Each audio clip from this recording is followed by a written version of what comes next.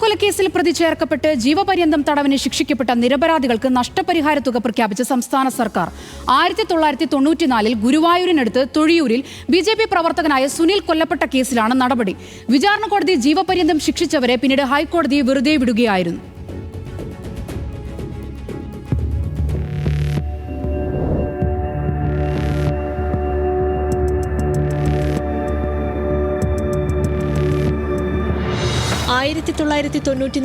December 4 പുലർച്ചെ 2 തൊഴിയൂരിലെ സുനിലിനെ വീട്ടിലെത്തിയ അക്രമി സംഘം വെട്ടിക്കൊലപ്പെടുത്തിയത്. സുനിലിനെ ആക്രമിച്ചതിനൊപ്പം സഹോദരൻ സുബ്രഹ്മണ്യന്റെ കൈ വെട്ടിയെടുത്ത അക്രമികൾ അച്ഛൻ കുഞ്ഞിമോനെ വെട്ടിപ്പരിക്കേൽപ്പിക്കുകയും അമ്മ കുഞ്ഞമ്മുവിന്റെ ചെവി അറുത്തെടുക്കുകയും ചെയ്തിരുന്നു.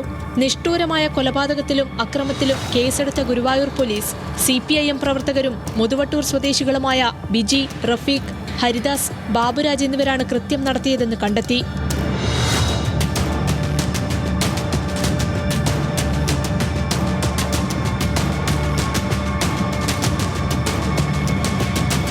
കേസിൽ പുനരന്വേഷണം നടത്തണമെന്നാവശ്യപ്പെട്ട് പ്രതിയാക്കപ്പെട്ട ബാബുരാജ് ഹൈക്കോടതിയിൽ ഹർജി സമർപ്പിച്ചു. തുടർന്ന് നടന്ന ക്രൈംബ്രാഞ്ച് അന്വേഷണത്തിൽ ജമിയത്തുൽ ഇസാനിയ എന്ന സംഘടനയാണ് അതിക്രമങ്ങൾക്ക് പിന്നിലെന്ന് കണ്ടെത്തി. പിന്നീടാണ് സംഭവത്തിൽ നേരിട്ട് പങ്കുള്ള മൊയ്നുദ്ദീൻ, യൂസഫ് അലി, ഉസ്മാൻ, സുലൈമാൻ എന്നിവർ 2019 ഒക്ടോബറിൽ അറസ്റ്റിലാവുന്നതും CPIM പ്രവർത്തകരെ വിട്ടയക്കുന്നതും. ഹൈക്കോടതിയിൽ നൽകിയ ഹർജിയെ തുടർന്ന് ഈ കേസിൽ പുനരന്വേഷണം നടത്തണം എന്ന് ഹൈക്കോടതി ആവശ്യപ്പെട്ടു. ഇതേ തുടർന്ന് പോലീസ് നടത്തിയ അന്വേഷണത്തിൽ ഈ കേസിലെ യഥാർത്ഥ പ്രതികളെ പോലീസ് അറസ്റ്റ് ചെയ്തു. ബാബുരാജിന്റെ ഹർജിയിൽ ഉദ്യോഗസ്ഥർക്കെതിരെ നടപടിയെടുക്കാനും അർഹമായ നഷ്ടപരിഹാരം നൽകാനും സംസ്ഥാന സർക്കാരിനോട് ഹൈക്കോടതി ശുപാർശ ചെയ്തു. പോലീസ് ഉദ്യോഗസ്ഥർ വിരമിച്ചവരാണെങ്കിൽ ആനുകൂല്യങ്ങൾ ഉൾപ്പെടെ പിടിച്ചുവെക്കാനും കോടതി നിർദ്ദേശിച്ചിരുന്നു.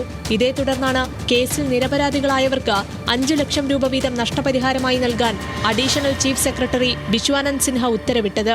ആദ്യമായിട്ട് അറസ്റ്റ് ചെയ്ത് 11 ദിവസം ഞങ്ങളുടെ ലോക്കപ്പിൽ കൊടിയ മർദ്ദനായിട്ട് 11 ദിവസം ലോക്കപ്പിലാണ് കിടന്നു. അത് കഴിഞ്ഞ് റിമാൻഡ് പീരീഡ് 60 ദിവസത്തോളം റിമാൻഡിൽ പോയി. ശിക്ഷ ഇതായിട്ട് 6 മാസത്തോളം കണ്ണൂർ സെൻട്രൽ ജയിലിൽ ഇതായി. ജീവിതത്തിൽ ഒരിക്കലും കാണാത്ത ഒരു വ്യക്തിയെയും ഒരു കുടുംബത്തെയും കൊന്നു എന്ന് പറഞ്ഞിട്ടാണ് ഞങ്ങളെ ഈ കേസിൽ ഉൾപ്പെടുത്തുന്നതും ശിക്ഷിക്കപ്പെടുന്നത്. വിചാരണ കോടതി ശിക്ഷ വിധിച്ചതോടെ തെറ്റ് ചെയ്യാത്ത തങ്ങൾ മാസങ്ങളോളം ജയിലിൽ കിടന്നു. പ്രതി ചേർക്കപ്പെട്ടവരിൽ ഒരാളായ ഹരിദാസ് പോലീസ് മർദ്ദനത്തെ തുടർന്ന് ക്ഷയരോഗബാധിതനായി 10 വർഷം മുൻപ് മരിച്ചു. തങ്ങൾ നിരവധി വർഷം മാനസിക പീഡനങ്ങൾ ഏറ്റുവാങ്ങി ജീവിച്ചു. ഇതിനൊക്കെ ശേഷം ലഭിക്കുന്ന നഷ്ടപരിഹാരം കൊണ്ട് പ്രയോജനമില്ല. കേസുമായി ബന്ധപ്പെട്ട ഓരോ കാര്യങ്ങളും ബാബുരാജ് അടക്കമുള്ളവർ ഓർത്തെടുക്കുമ്പോഴും തങ്ങളെ കള്ളക്കേസിൽ കുടുക്കിയവർക്കെതിരെ നിയമ നടപടിയുമായി മുന്നോട്ടു പോകാനാണ് തീരുമാനിച്ചിരിക്കുന്നത്.